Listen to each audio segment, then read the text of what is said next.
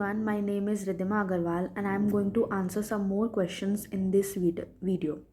So the first question is, what are the key methods that salespeople what are the key methods and sources that salespeople can utilize for prospecting potential customers?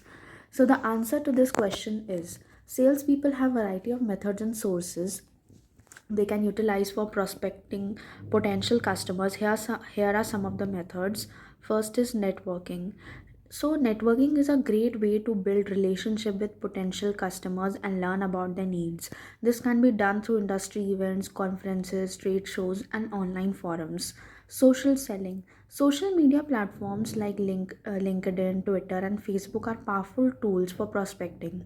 Salespeople can use these platforms to connect with potential customers, share valuable content, and establish themselves as thought leaders in their industry.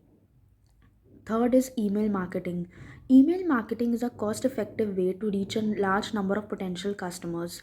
Salespeople can use email to nurture relationships, share product information, and promote special offers. Fourth point is cold calling. Cold calling So, can be a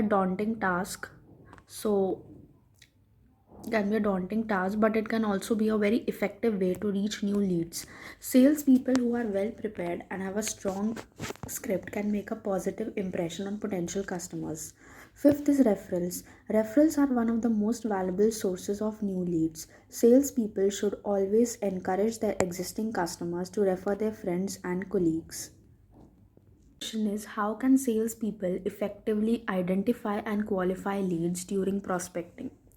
So, effectively identifying and qualifying leads during the prospecting phase is crucial for salespeople to optimize their time and resources and focus on the most promising opportunities. So, here's a step to step guide. First is define your ideal customer profile. Clearly define the characteristics of your ideal customer, including the industry, company size, budget, and pain points. This will help you target your prospecting efforts and identify leads that are a good fit for your product or service. Second is research and gather information. Utilize online resources, company websites, industry reports, and social media platforms to gather information about potential customers. This will help you understand their needs, challenges, and decision making process. Third is set qualification criteria. Establish clear criteria for determining whether a lead is qualified. These criteria should align with your ICP and consider factors such as budget, decision making authority, and interest in your offering. Fourth is engage in active listening. Engage in active listening during conversations with potential customers to gather insights into their specific needs and challenges. Use open ended questions and avoid making assumptions. Fifth is ask relevant questions. Prepare a set of probing questions to assess a lead's fit for your product or service. These questions should focus on their current situation, pain points, and decision making process. Effective lead qualification is an ongoing process that requires continuous refinement and adaptation. By following these steps and leveraging the right tools and techniques, salespeople can identify and qualify high quality leads that are more likely to convert into paying customers. Question is, what are the key elements that make sales presentation effective? An effective sales presentation is a carefully crafted and delivered communication that persuades potential customers to buy your product or service. It should be clear, concise, and engaging, and it should highlight the benefits of your offering in a way that is relevant to the customer's needs. So, here are some key elements. Know your audience. Tailor your presentation to the specific needs and interests of your audience. Research your audience beforehand so that you can speak to their pain points and address their challenges. Second point is start with a strong hook. Grab your audience attention from the very beginning with a strong hook. This could be a surprising statistic, a relevant anecdote, or an engaging question. Third, clearly articulate your value proposition. What makes your product or service unique and valuable? Clearly articulate your value proposition in a way that resonates with your audience. Fourth, use storytelling. Stories are a powerful way to connect with your audience and make your presentation more memorable. Use storytelling to illustrate the benefits of your product or service. Fifth, use visuals. Visuals can help to break up your presentation and make it more engaging. Use images, charts, and graphs to illustrate your points. Sixth, keep it concise. Your presentation should be no more than 20-30 minutes long. People have short attention spans, so make sure you get to the point quickly. Seventh, practice your delivery. The way you deliver your presentation is just as important as the content itself. Practice your delivery so that you can sound confident and polished. And the last point is end with a strong call to action. Tell your audience what you want them to do next. This could be scheduling a demo, requesting a quote, or visiting your website. By following these steps, you can create an effective sales presence. So, the fourth question is what techniques you can use to grab the attention of your audience. Grabbing the attention of your audience during a sales presentation is crucial for setting the stage for a successful interaction. Here are some techniques. First, start with a surprising statistic or anecdote. People are naturally drawn to novelty and unexpected information. Start your presentation with a surprising statistic or fact that is relevant to your topic. This will pique their interest and make them want to hear more. Second, ask a thought provoking question. Pose a question that challenges your audience assumptions or get them thinking about a problem they may not have been aware of. This will engage them in the presentation and make them more receptive to your message. Third, use humor sparingly. A well placed joke or humorous anecdote can lighten the mood and make your presentation more enjoyable. However, be careful not to overdo it, as too much humor can be distracting or unprofessional. Fourth, tell a story. Stories are a powerful way to connect with your audience on an emotional level.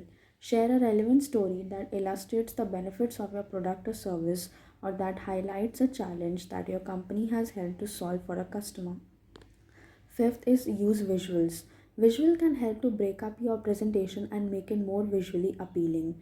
Use images, charts, and graphs to illustrate your points and make sure they are large enough to be seen by everyone in the room.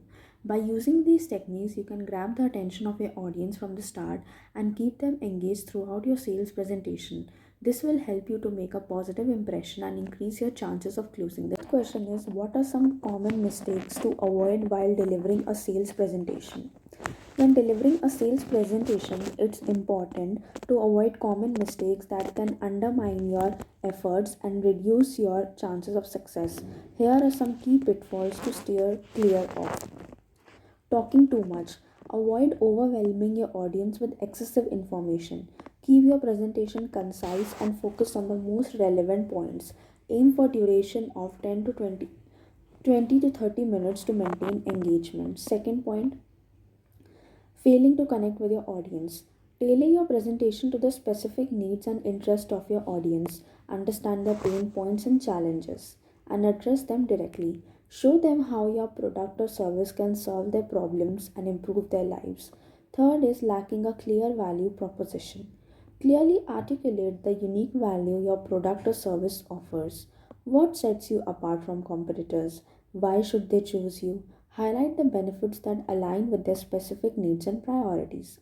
Fourth, missing the call to action.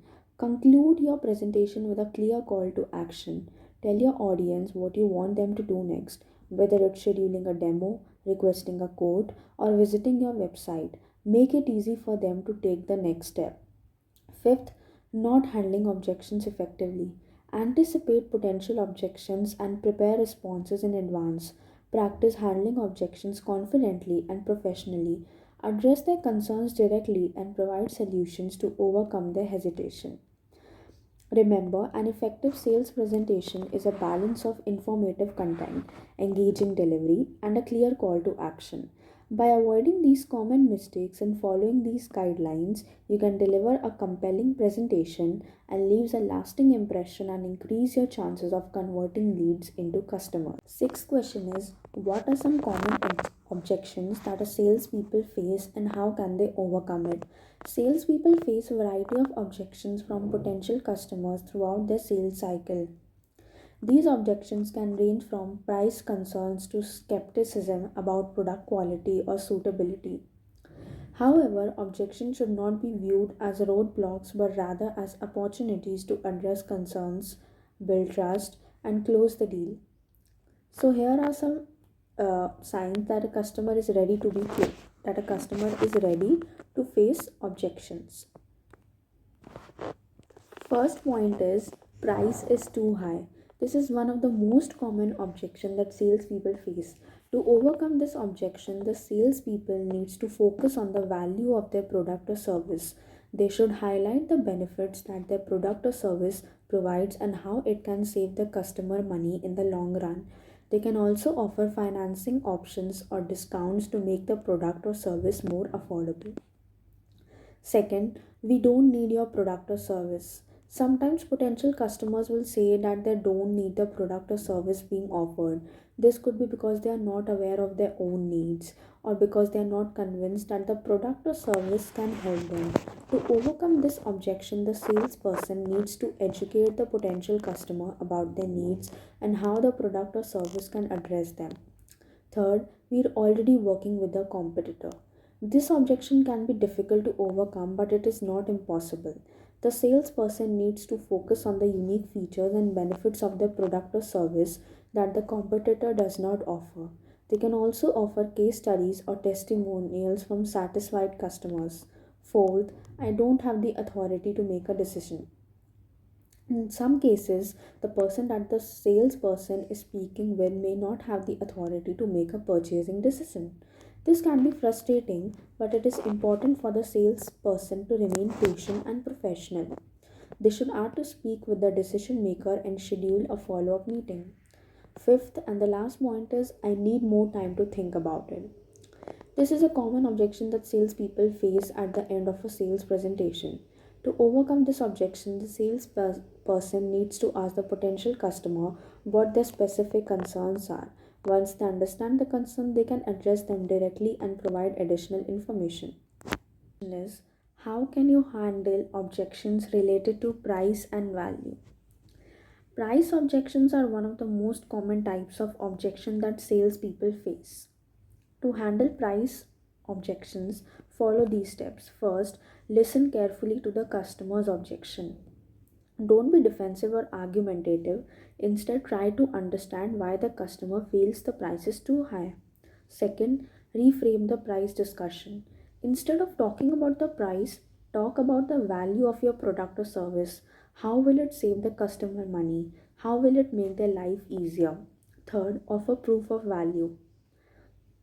Provide evidence that your product or service is worth the price. This could include case studies, testimonials, or data that shows how your product or service has helped other customers.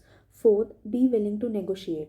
If the customer is still not convinced, be willing to negotiate the price. However, don't discount your product or service too much or you'll erode your profit margins. Last, offer financing options. If the customer is concerned about the upfront cost, offer financing options. This can make the product or service more affordable for them. Remember, price is just one factor. So, here are some additional tips for handling objections. Don't get caught up in a price war. Reducing your price to match the competition is a race to the bottom that you're unlikely to win. Instead, focus on the value of your product or service and how it can benefit the customer. Remember, price is just one factor that customers consider when making a purchasing decision. By focusing on the value of your product or service, you can overcome price objections and close more deals. Eighth question is how can you use case studies and testimonials to overcome objections? Case studies and testimonials are powerful tools that salespeople can use to address objections and close more deals. They provide real world evidence of the value of your product or service and can help to build trust with potential customers. So, here are some tips. First, choose the right case studies and testimonials. When selecting case studies and testimonials, make sure they are relevant to the customer's industry, company size, and pain points. The more similar the customer situation is to one described in the case study or testimonial, the more likely they are to be persuaded by it. Second, share case studies and testimonials early in the sales cycle. Don't wait until the end of the sales presentation to share case studies and testimonials. The earlier you share them, the more likely they are to influence the customer's decision making process. Third, highlight the benefits of your product or service. When sharing case studies and testimonials, make sure to highlight the specific benefits that the customer can expect to achieve by using your product or service. How did the customer in the case study benefit from your product or service? What quantifiable results did they achieve? Fourth, use case studies and testimonials to address specific objections. If the customer has a specific objection, find a case study or testimonial that addresses that objection. Fifth, use case studies and testimonials to build trust. Case studies and testimonials can lead to build trust with potential customers. When customers see that other businesses have had positive experience with your product or service, they are more likely to trust you and be willing to do business with you. The question is, what are some key signs that indicate a customer is ready to be closed? So it is crucial for salespeople to maximize their chances of success and convert leads into paying customers. These signs reflect the customer's growing interest, understanding, and willingness to engage in purchasing decision. First is asking questions about pricing and implementation. When a customer starts inquiring about pricing details, payment options, and implementation timelines, it suggests that they are seriously considering purchasing your product or service. They are moving beyond the initial exploration stage and delving into the practical aspect of making a decision. Second, expressing urgency and desire to move forward. If a customer expresses a sense of urgency or a desire to expedite the decision making process, it indicates that they are ready to move forward. Third, providing specific details about their needs and requirements. As a customer becomes more engaged, they start providing more granular details about their specific needs, challenges, and expectations. This level of transparency signals that they are open to solutions and trust your expertise. Fourth, engaging in discussions about customization or personalization. When a customer starts exploring customization options or asking about tailoring your product or service to their specific needs, it demonstrates a high level of interest and commitment. Fifth, expressing satisfaction with the product or service. If a customer repeatedly expresses satisfaction with the features, benefits, and overall value proposition of your offering, it is a strong indication that they are ready to make a purchase. They are confident that your solution aligns with their needs and expectations. By recognizing these key signs, salespeople can effectively guide customers through the sales funnel, addressing concerns and confidently close more deals. Question is, what are some effective ways to create a sense of urgency and encouraging immediate action from the customer? So, it is crucial for any business looking to boost conversations and sales. So, here are some effective strategies. Highlight limited time offers. Create a sense of scarcity by offering discounts, promotions, or special bonuses that are only available for a limited time. This will encourage customers to act quickly before the offer expires. Second, emphasize the benefits of acting now. Clearly communicate the positive outcomes and benefits that customers can expect if they take action immediately. This could include savings, convenience, or exclusive access to products or services. Use strong calls to action. Employ clear and compelling calls to action that tell customers exactly what you want them to do, whether it's signing up, purchasing, or downloading. Make your CTAs visually appealing and easy to locate. Fourth, create a sense of competition. If applicable, hint at the possibility of limited inventory or high demand to create a sense of competition among customers. This will motivate them to act before the product or service sells out. Fifth, leverage social proof. Showcase positive customer testimonials, reviews, and case studies to demonstrate the value of your product or service and instill confidence in potential customers. 11th question is, what are some closing techniques that can be used in different sales situations? Closing techniques are strategies used by salespeople to encourage prospects to convert into customers. They help guide the conversation towards a positive outcome, overcoming objections, and securing the deal. Here are some closing techniques. First, assumptive close. This technique assumes the prospect has decided to buy and asks questions about the details of the purchase, such as when would you like to start using our product or how many units would you like to order. Question close. This technique involves asking questions that lead the prospect towards a positive decision. For example, would this product solve your main pain point, or are you ready to take the next step and improve your business?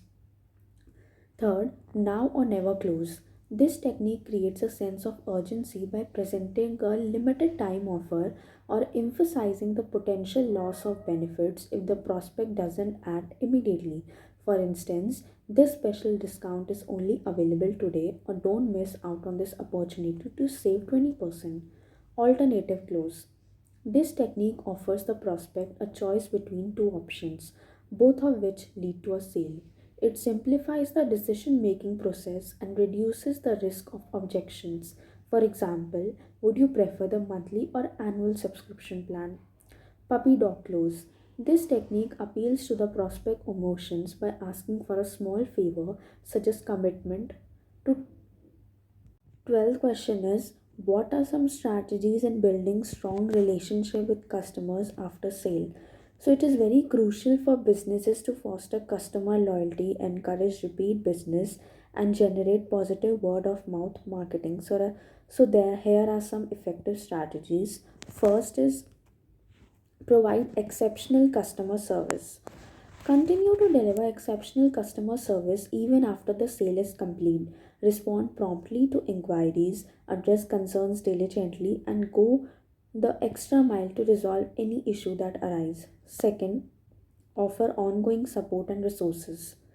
Provide customers with access to ongoing support and resources such as FAQs, tutorials, and troubleshooting guides.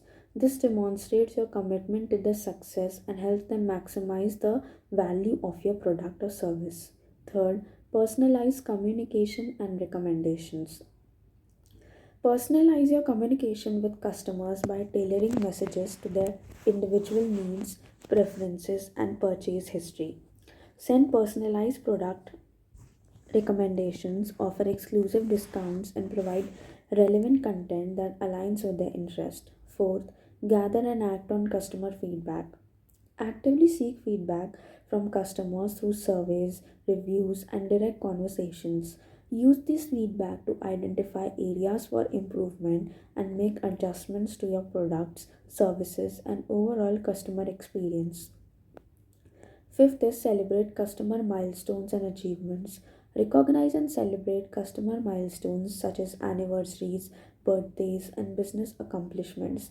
This shows that you value their business and appreciate their continued patronage. 13th question is, how can you leverage technology and automation to streamline the follow up process? So, technology and automation can play a significant role in streamlining the customer follow up process, making it more efficient, personalized, and scalable. So, here are some effective ways. First, implement customer relationship management. Utilize CRM system to centralize customer data, track interactions, and manage follow up activities. This provides comprehensive view of each customer's history and preferences. Second, automate repetitive tasks. Automate repetitive tasks such as sending reminder emails, scheduling follow-up calls, and generating personalized product recommendations. This frees up time for customer service representatives to focus on more complex and value-added interactions. Third is utilize predictive analytics. Employ predictive analytics to identify potential customer needs, predict churn risk, and suggest relevant cross selling or upselling opportunities. This proactive approach allows you to anticipate customer needs and engage them with timely follow ups. Fourth, leverage chatbots and virtual assistants. Implement chatbots or virtual assistants to handle routine customer inquiries, provide basic product information, and collect feedback. This extends your customer support availability 24 into 7 and reduces the burden on human agents. Fifth, automate personalized email campaigns. Utilize small marketing automation tools to create personalized email sequences based on customer data and engagement patterns. This allows you to deliver targeted messages with relevant content and offers at the right time. The last question is, what are some effective ways to stay top of mind with customers and encourage repeat business? So the answer is that here are some effective ways. First, provide exceptional customer service. This is the foundation of any strong customer relationship. Make sure your customers know that you're always there to help them and go the extra mile to resolve any issues they may have. Second, stay in touch regularly. Don't just contact customers when you want to sell them something. Send them regular updates about your company, new products or services, and special promotions. Third, personalize your interactions. Make sure your customers feel like they're valued individuals. Use their names, reference their past purchases, and send them personalized recommendations. Fourth, create a loyalty program. Reward your repeat customers with a loyalty program. This could include points, discounts, or exclusive benefits. And the last point is make it easy for customers to do business with you. Offer convenient payment options, easy to use website, and responsive customer support. Get involved in your community, sponsor local events, support charities, and partner with other businesses in your area. So, by following these tips, we can stay top of mind with your customers and encourage them to do business again and again.